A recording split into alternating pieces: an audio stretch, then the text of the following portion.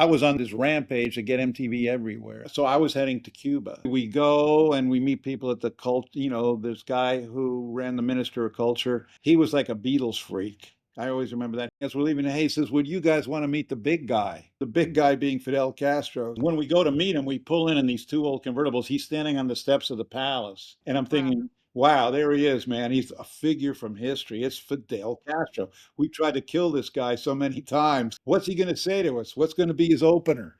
And he goes, which one of you makes The Sopranos? He says, that's my favorite television show. Some weeks ago, messages started arriving on my phone saying, Ruthie, Tom Freston, the man who co-created MTV, is in London. You must meet, because I know you're going to love him. Just hours before he was leaving to go back to LA, I walked into a room full of people, and there he was. Immediately, we started talking about Unplugged, his brilliant new memoir. It's a story of an incredible man who hitchhiked across the Sahara, lived in Kabul, spearheaded the rise of MTV, and amazingly had lunch with Fidel Castro. And today, here we are, me in London, him in Montecito. I agree with my friends. I think I'm going to love him. I hope so. I think we will, because I loved your book. And you did go to the restaurant with the McCartneys, didn't you, the night before? Yeah, I had dinner with Paul and Nancy the night before. Tell me, what was food like growing up with your family? Tell me about your family. Well, we were sort of plebeian in a way. I mean, it was the early, I was, when I grew up, it was like the 50s. And my mom was not a really sophisticated chef. We ate kind of simple food. We had to eat meat, fish on Fridays. Our pasta was Your, Franco-American your spaghetti. family was Catholic, and so they didn't They were Catholic, yeah. have So fish on Friday. we had Yeah, fish on Fridays, and we would have pasta. To me, then was Franco-American spaghetti in a can. they can. Yeah. We had frozen vegetables, which they thought that was one of the greatest inventions of all time, string beans and whatnot. One of the things I loved when it came around in the mid 50s was the Swanson TV dinners, Yeah. where you got the dinner on the aluminum tray and you had a little dessert in the middle with the turkey and the stuffing. And that was a highlight for my brother and I. That was Would a you big have deal. that? Would that be a special treat? Would you have it around the dining room table? Would you have it when No, that would be basically if my mom and dad were going out, I they'd set up these little TV trays in front of the yeah, television, yeah. and we'd each get one, and we sit there and watch television and eat the frozen food right off eat the TV dinner. So the food was pretty basic. My dad worked at a paper company, so we used to get free lunch bags, so I could take a fresh lunch bag to school every day, Yeah. cheese sandwiches and so forth. I thought it was very moving, your description of your father coming back from the war, clearly damaged by the experience. And probably now there would be a lot more understanding of what that was like for somebody to come back from the war. What was your describe him? Well, it's easy to forget now it's so far in, but World War II was brutal, and he was in the Navy, and he used to drive one of those landing crafts that would go up on the beaches, and the front door would come down, and all the soldiers would run off. They were invading some Japanese island, and half of them would be killed like in the first 5 minutes. Mm. So he did that for a while. He was in Saipan and some big battles, and then he had what they call then shell shock. He was, mid Your 20s. kid, I know, I know. All his Yeah, friends, they were all that whole generation. They'd already been through the Depression, and then they had this horror in both theaters in Europe and in the Pacific. When he get back from the war, he didn't really want to go anywhere. He was mm, just happy we had moved out to these suburbs. He had these friends. He was like in public relations. It was like madmen. There was a group of madmen, cartoonists and animators, and he just loved not going anywhere. mm. And he loved a good martini, Yeah, and yeah. he could milk a martini for an hour or so easily. Did they entertain or have friends over? Oh, yes, it was a lot of entertaining, a lot of cigarette smoking and Yeah, cocktailing and the kind of thing you see in any movie about the 50s now. It was yeah. a hubbub. So you left this home of kind of restrictions and, eating meals at a certain time or at a certain day. Was that suddenly, was there another world out there, or did you feel that? Yeah, I left at 17 to go to a college in Vermont. I never really came home again for any length of time. And I had only been in really New York and Connecticut. And I've been in two states. I hadn't really been anywhere. And I discovered like the joys of being independent. I learned how to hitchhike. That was fantastic, where I realized I could go anywhere just using my thumb and and experience this freedom of travel and Yeah, meet people in their cars. That was exciting. I graduated in 1967, so I'm like one of the earliest baby boomers. yeah, yeah. And someone said, "Hey, man, you'll be in Vietnam in 6 months. You gotta figure out, you gotta go to graduate school." And I said, "Well, I don't want to be a doctor or a lawyer." And then someone said, "Well, you should go to business school." I didn't even know there was such a thing. And Wow. to get an MBA. I didn't know that. I said, "Yeah, okay." So I applied, and I wanted to get out of Vermont, so I went to NYU, and I got there in the fall of '67, and that was a whole eureka moment for me, coming out of the sticks and living in the village, and it was sort of the nexus of the burgeoning counterculture. I had this amazing book given to me the other day, which is a book called New York. Have you seen it? It's called New York 62 to 64. You just think what happened in those 2 years. Our president was assassinated, the Warhol factory, the kind of liberation of women. There was so many just in those 2 years, and that went through the whole 60s, didn't it? 67, that was a tumultuous time, amazing time. Yeah, I mean, so many social movements in play, and I felt like I was in the middle of things, it'd be between Berkeley and San Mm, Francisco and New and Greenwich Village. I mean, those were sort of the two yeah. capitals of the counterculture. So everything was sort of happening there first, and I had a front row seat. I had an apartment. I split an apartment with this guy I knew, and it was $90 a month. We call it the Roach Motel. I Mm. was right around the corner from the original Ray's Pizza, two slices and a Coke for 60 cents. Oh, That yeah. in many Yeah. ways that was a nice quick dinner. What was your first trip that you did take, kind of in terms of an adventure? When I was in college, I remember going to Bermuda. I got a thing saying, "Hey, if you get 10 people to go to Bermuda, we'll give you a free trip." This is spring break, like 1965. And I was that first time I ever saw a palm tree. I was freaking out. This is just Bermuda. And that kind of whet my appetite. But when I was in an ad agency, I worked for an ad agency and I was on the fast track. They assigned me to Charmin toilet paper. And I said, "Oh, that's bad news. I can't be selling toilet paper." And an old girlfriend who was living in Paris, called me and said, "Oh, you can't do that. Quit your job immediately. Come with me. I'm going to go across the Sahara Desert." I was Wow. on a plane a week later. You quit. You just quit your job. What happened to the toilet paper advertising without you? Did they, Well, they went on. They were selling Charmin toilet paper, and they're still selling it. But years later, I met Mr. Whipple, who was the character in all their TV ads. I met him because we had licensed some of his commercials for a thing called TV Land, a network, and I introduced myself to him. I said, "You changed my life, Mr. Whipple." And he said, "Well, I don't hear that very often." I said, "Well, when I found out I was going to be working with you making toilet paper commercials, I quit, and I ended up in India and Afghanistan for 8 years wow. So for a you whole flew to Paris and then you went down into the Sahara through Morocco? went down through France, Spain, into the bottom of Morocco, and then across the Sahara, and then ended up on a beach in this what was in the Spanish Sahara, and got on a freighter to the Canary Islands, and then Suzanne, my girlfriend, she had to go back, and I kept going for like 10 months, and I met somebody who said, you should go to India.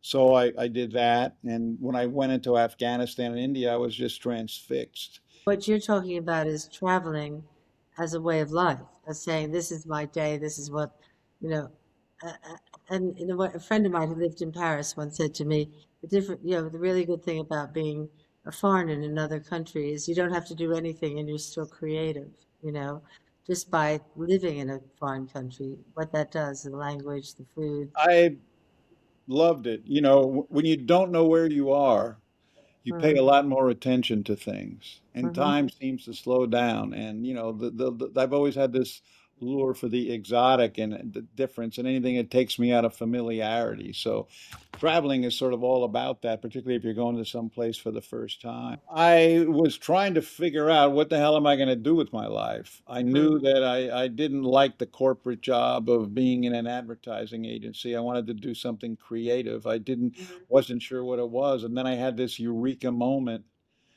when I was in India that I had met this woman who was making clothing, and I said I could start a business here and live here. I wanted to get a house in India. I wanted to live in a house in India and soak it all in. But I was Okay. in New Delhi, and then I started another business in Kabul in Afghanistan. So this was clothing. What were the clothes? Because you talk about a lot about the clothes and the business, but you don't tell.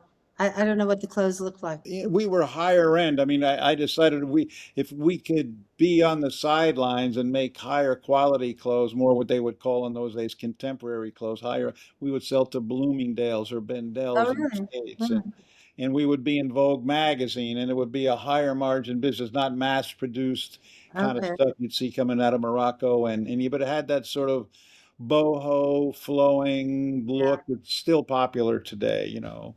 And I didn't know anything about this business, but I learned quickly. I knew business, and it became very successful. Rather than something that just sustained me so I could support myself, it became a big business. We used to sell drawstring pants. We were the king of drawstring pants, like 40 colors, Yeah. and these were really soft fabrics. People ate them up. Sold hundreds of thousands of pairs. I Who became des- like a millionaire in my That's 20s. amazing. Who designed them? Did you have a I had designer? this designer, her name was Jill Lumpkin, Yeah. who I knew she was actually my waitress when I worked at the Lamppost in Martha's Vineyard. And I realized we're like a rock band. We got to write our own, got to write your own songs. We got to make our own designs. Yeah. So I hired her and I said, come to India and Afghanistan and be a designer for us. She Yeah. came there and it just like she was totally at home. We spent 7 years together, her and I, Wow. never romantically, but we had the best time. We'd go places together. We had a lot of success. She's still there. Do you remember the food that you were having in India? Yeah, I had a chef, I had a house and a chef, and I could eat Indian food every day of the week. Because I was yeah, in heaven. The other food I love was the Afghan food. It's sort of a cross between Indian and Persian food. It has some of the elegance of Persian food and some of the spice intensity from India. And the centerpiece is these rice pulaus with carrots and raisins and basmati rice, and they would put lamb in there or chicken in there. And they made these dumplings called ashak, which were also in like these yogurt sauces. They would cook things like pumpkin. It was hard to get great Afghan food because you really needed to get it in someone's house, sort of an upper middle class or upper class mhm, household, and you could get it. And it's still hard in the States now. There's hardly any Afghan restaurants around like in New York. There used to be. mhm, But I love the Afghan food. And then Indian food, uh, all the different curries, vindaloos. I love raita, kebabs, samosas, all the sort of the basically India's greatest hits. We would yeah. we would have it every night and every afternoon. Did you leave India to go to Afghanistan? Well, I would go back and forth between them. I had a different enterprise in both countries. We were doing the same thing, but with different people making different clothes, using different fabrics. I loved Afghanistan. People were wonderful, and it was like you had stepped outside of the modern world when I lived there. When people think of Afghanistan these days, they just think of a nation that's at war with each other, which they've been Mhm, 40 mhm, plus years. But when I arrived there, it was at the tail end of what Afghans would say was the golden age. They had had 60 years of peace, and they were excited to be beginning to join the modern world. I mean, there were hardly any cars. You would travel on horse and buggies. There was no advertising. I mean, and it was beautifully exotic, and they had great landscapes. The people were very friendly. You never felt in danger, and I would meet the most interesting Westerners there. And It was like a wonderful thing, but it all sort of went south. It all It went went. south, and it's really a shame. I don't know as if they'll ever get it back.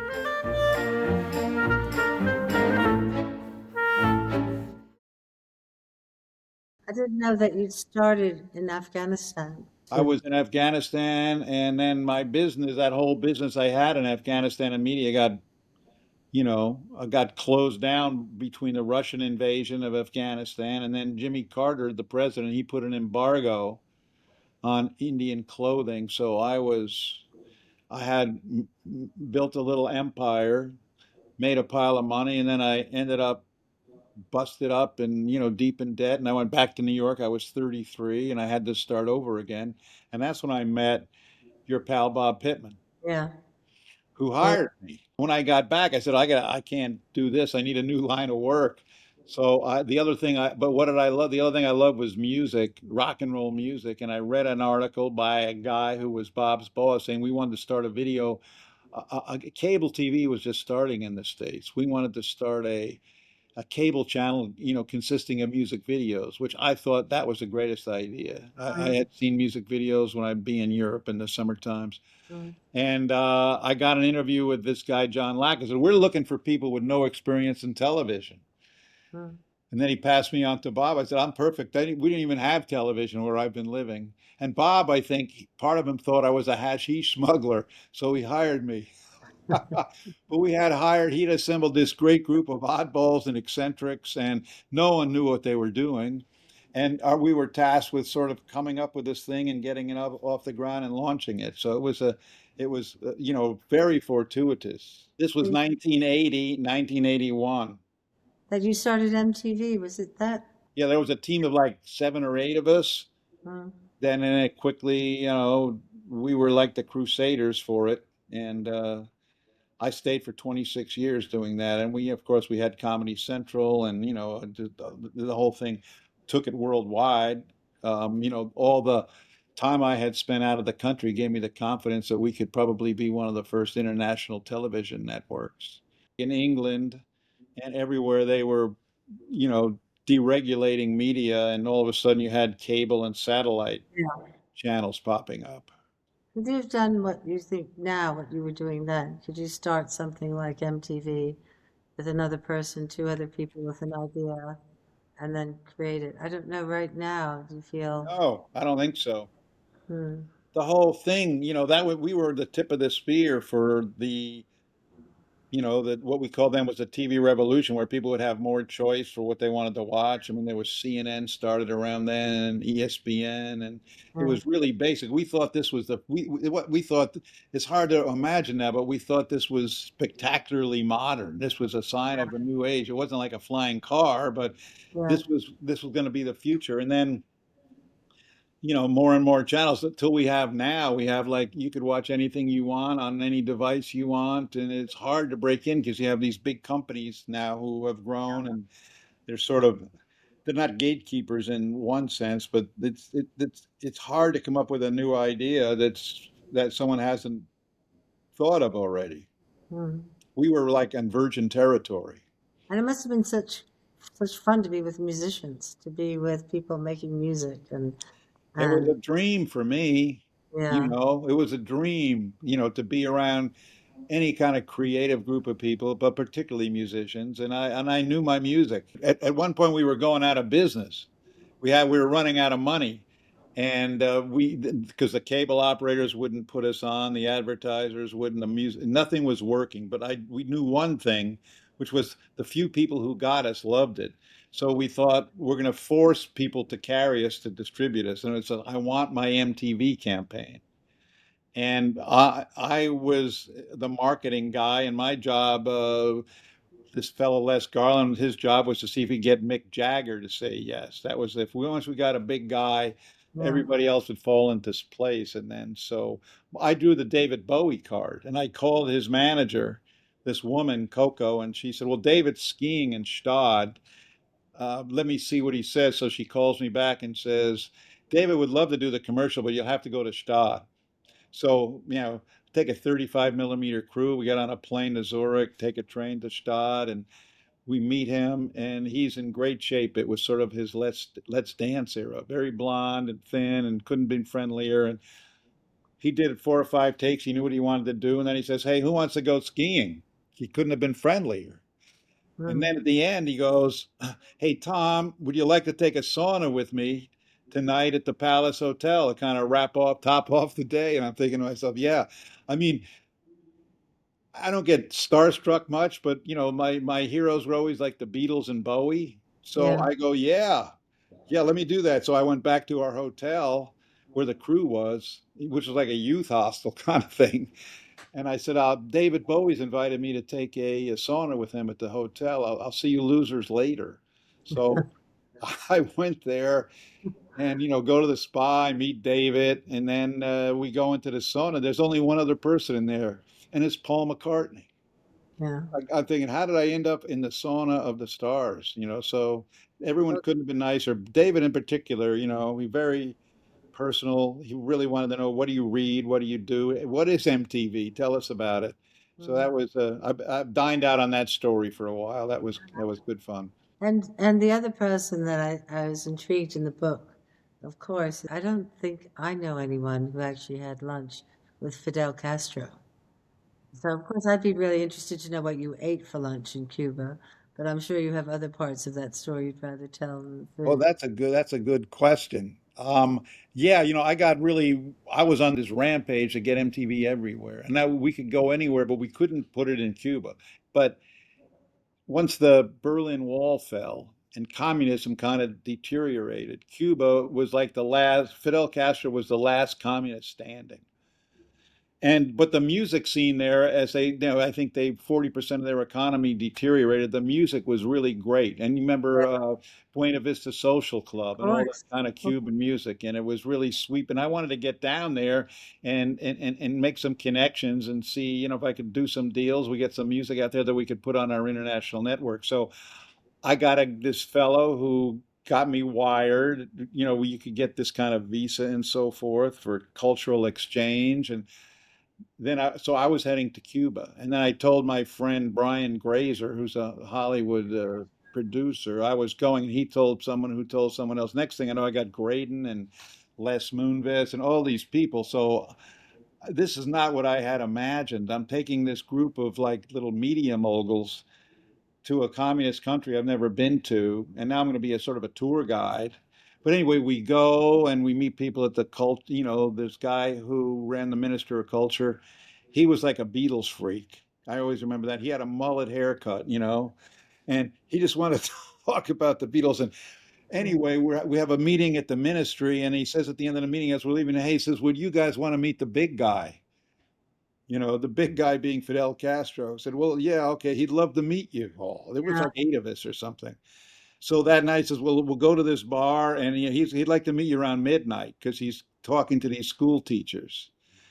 And we go, and then we're in this bar, and it's like this disco music, and people are drinking, and it says he's going to call on a payphone because they don't use even burner phones. All the people around Castro, because they were afraid he'd be traced. So he comes in, he goes, he's called. He's on a telephone outside, a payphone outside the bar. And we go out there, and he says, "Well, it's too late. Why don't they all come to lunch tomorrow?" Ask them if they want to come to lunch at the palace. So we go to the palace in our convertibles, old 50s convertibles, and we have about an hour of cocktails in this fancy hall with waiters and white trays of daiquiris and Oh, really? mojitos and whatnot. And then we go in for lunch, and we spent 5.5 hours having lunch with him. I Was he, sat next to was him. he wearing his fatigues? Was he He wearing? had on his fatigues, but he was wearing Nike sneakers with him. When we met him, by the way, this is funny. When we go to meet him, we pull in these two old convertibles. He's standing on the steps of the palace. And I'm Wow. thinking, wow, there he is, man. He's a figure from history. It's Fidel Yeah. Castro. We've Yeah. tried to kill this guy so many times. What's he going to say to us? What's going to be his opener? And he And what goes, was it? "Which one of you makes The Sopranos?" He says, "That's my favorite television show." I said, that was a hell of an icebreaker. So this guy, Brad Gray, raises his hand. He goes, "That's me." Uh, So he's thinking maybe Castro doesn't like gangsters. He's going to kill him. thing, but he says, "Oh, that's my favorite show." He's the only HBO subscriber in the country. But anyway, he served us this amazing meal, and they just kept putting out, all the whole Cuban dishes, Rice and beans and rice and beans and a lot of sort of sautéed vegetable, a lot of chicken, and it was like huge portions. Although he wow. hardly ate anything. He told me He, he still worked out on the treadmill, and he worked out. He was on probably in his mid 70s then. This was 2001, way back there. He was very much alive and vibrant. And in the end, they wheeled out a big tray, a big thing came in. And first of all, he would wheel out this wine rack. He would, who wants to drink wine? He had all this Algerian wine and Chilean wine. So we got pretty buzzy. And then he wheeled out another table that was filled with boxes of his favorite cigars, which he signed all of them. And then then this guy came in who's a photographer who travels with him, and he was selling photos. This is like meeting a band after a concert where they're signing their CDs. yeah. And it was a bit of a frenzy there. Everybody wanted to get Fidel Castro's autograph on this and that. I remember I stole his place card. It said, El Comandante, El Jefe, Fidel Castro. I sat right to his right for 5.5 hours. And he would just go on, and he had this translator who would be about a half a sentence behind him. But Mm. he was a bit of a blowhard. A friend of mine went to Cuba and was in Havana, and he was describing how he got up in the morning and he was kind of getting dressed, putting on his suit and tie, whatever. And Castro was on, on the television giving a speech. And then he came back 6 hours later, and he was still on television giving the speech. He did talk for a long time. Yeah, he's sort of Trumpian in that way. He's Yeah. regularly speak for 3 or 4 hours.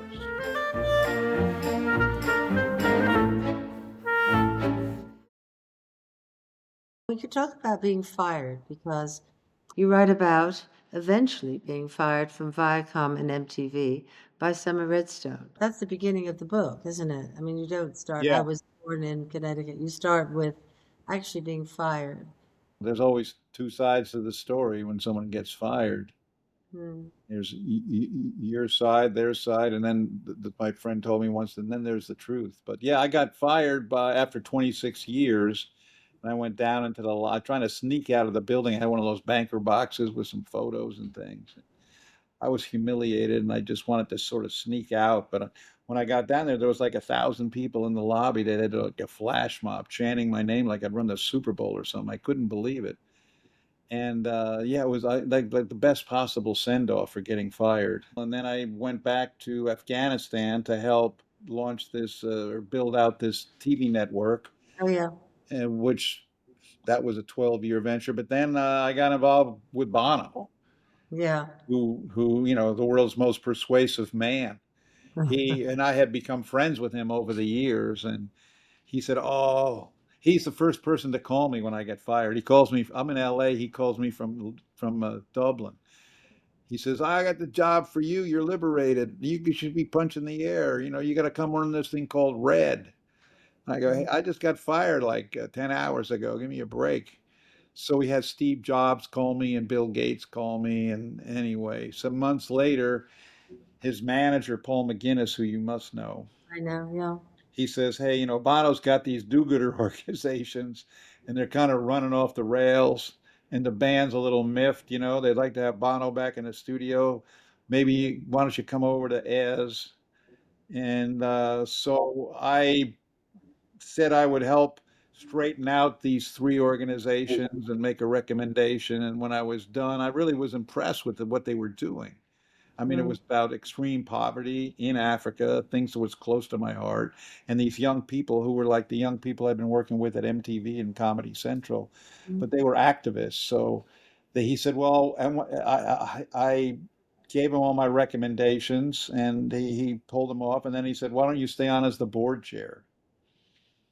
And I'm still the board chair. It's like 17 or 18 years later, and I really enjoy the work. And it's been a very potent organization in terms of advocating for justice in Yeah. the world and moving massive sums of money around from the north to the south to targeted health programs that are, really there's 25 million people walking around who are alive today because of the antiretroviral drugs from AIDS. That's like was then like the population of Canada.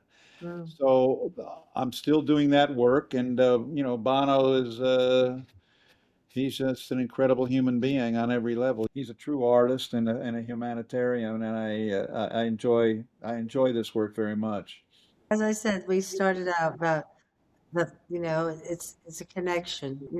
2 hours ago I called Bono and I said, guess what I'm doing this afternoon?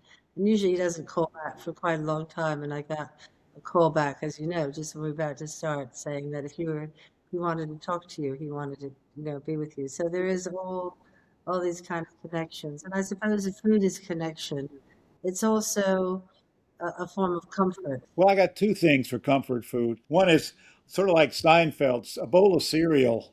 I was like a Yeah, bowl of cereal with some yeah, blueberries. That's good. And then a cheeseburger, just a nice cheeseburger about 3/4 of an inch thick. I find Indian food like a chicken tikka masala comfort food. yeah, But it's just hard to conjure that up unless I go to a restaurant. Uh, yeah. Whereas I can get a bowl of cereal really easily. Yeah, I get that. I get the cereal. I understand that. I think it is, especially late at night when you come home and you just want one more thing than a bowl. There's an episode on the Seinfeld where he talks about, I have cereal for lunch and dinner. He's just having cereal all the time. He's got like 10 different varieties of cereal. Thank you, Tom. Thank you for the Great, time. It's pretty great good seeing to you. I meet really enjoyed the conversation, Ruthie. you. Me too. Thank Bye you. bye. Bye. Ruthie's Table 4 was produced by Alex Bell, Robbie Hamilton, and Zad Rogers, with Andrew Sang and Bella Cellini. This has been an Atomized production for iHeart Media.